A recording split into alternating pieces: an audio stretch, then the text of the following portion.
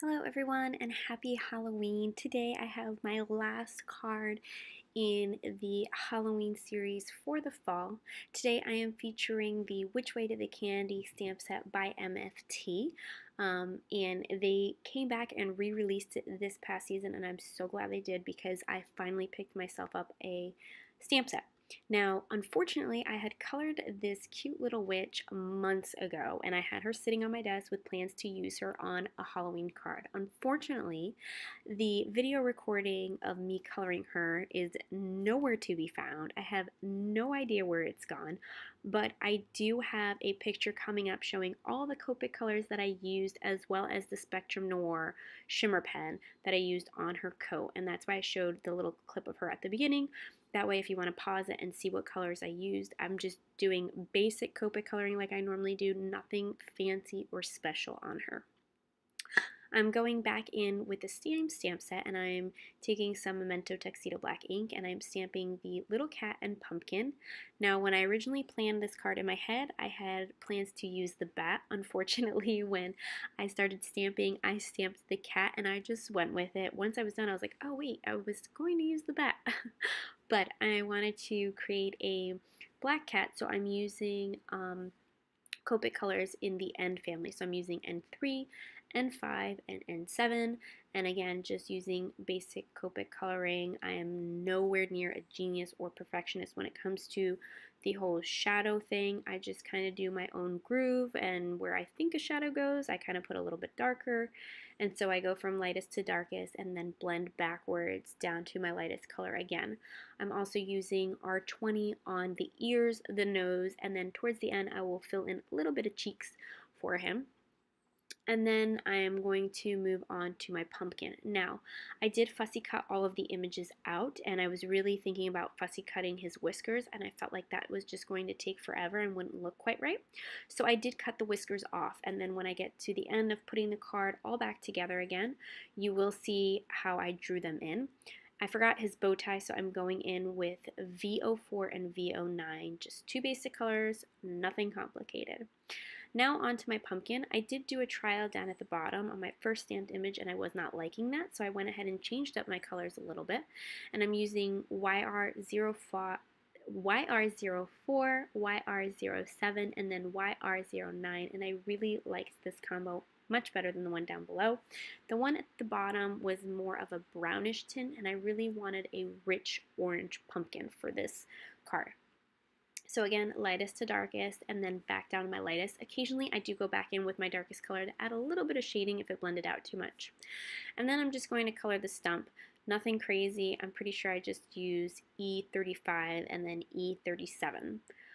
Now this card is a little bit different than my normal size cards.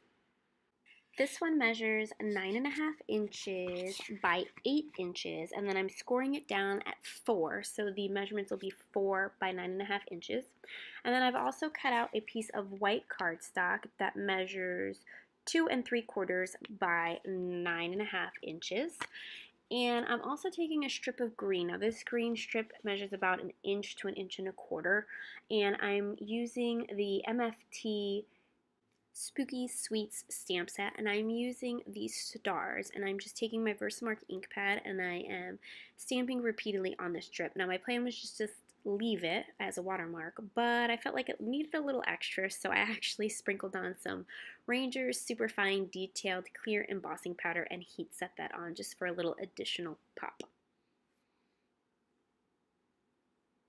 Now once that's been heat set, it's time for me to go ahead and start laying out my card and attaching.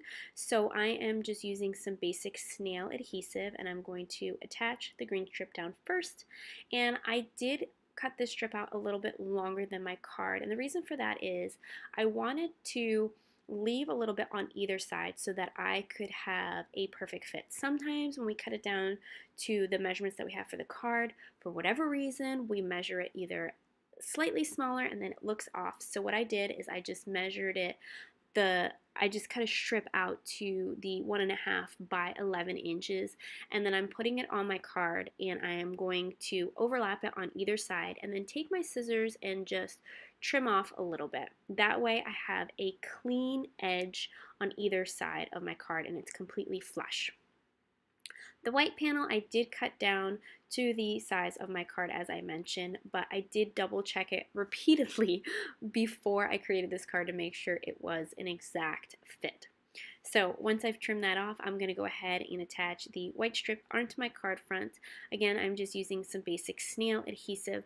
You will see that I do turn the card onto its side, and the reason for that is I want to make sure that this strip is really flush up against the card and there's no gaps or one side is longer than the other side. And of course, my tape runner ran out midway through the video, but I do get it attached perfectly, which is a surprise for me. Once my card base is completely attached, I'm going ahead and laying out where I would like the witch and the additional elements to go. And before I do that, I'm going to give her a little bit of shading underneath of her to ground her. So I'm using just C0 and C1. These are my two go-to colors for her, for any image to be grounded.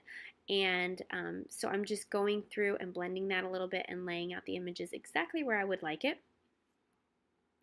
And then once I've gone ahead and done that, I'm deciding on which sentiment I would like to use on my card.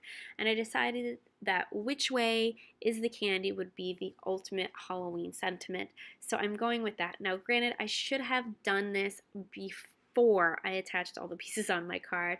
However, I was still going back and forth between which sentiment to use, so I waited to the last minute. I do not suggest this because occasionally you can make an error and you have to start all over again. I was praying that that would not happen, and luckily it did not happen. So I'm just prepping my card base with the EK Success powder tool. I'm taking this sentiment and stamping that with Versamark ink, and then I'm going to be using the Ranger Superfine Detailed Embossing Powder in the white. Again, I'm being super extra careful. I hate doing this at the end because anything could happen, anything. So I went ahead and stamped that, heat set it, and luckily it all turned out okay.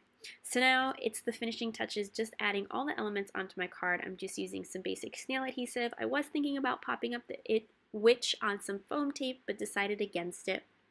So I'm just attaching her with a generous amount of snail adhesive. And then once I've done that, I'm going to go ahead and just apply a few silver star sequences from Pretty Pink Posh. I was thinking about doing a whole bunch, but I decided against it and just kept it really simple. Now you'll see here I almost forgot about the whiskers. What I did is I placed the cat exactly where I wanted him to be on the card, and then I just drew little tick marks where his whiskers are on the stamped image with my Copic multiliner, and then I moved him out of the way and just made them a little bit longer so they would extend behind him so there was no gap in between. And then I went ahead and attached it. This is so much easier than trying to fussy cut those whiskers, and you really cannot tell that they are just drawn in on the cardstock instead of from the actual image. So like I said, I'm going to go ahead and attach those sequins, and that completes the card for today. I had so much fun creating these few Halloween cards for you guys. I really hope you guys enjoyed them. Over the next month of November and into December, I will be making some holiday cards, obviously, but I will also be making a few thankful cards over the next few weeks. I have a few designed up, and I just need to create them. And this year, I'm just really feeling it of making some more Thanksgiving, thankful cards. So you'll see that in conjunction with some holiday cards as we go into November and December. I can't wait to start creating, and I'll see you guys in the next video. As always, there's a link in the description down below which will lead you to my blog, which will have a direct link to all the supplies used on this card.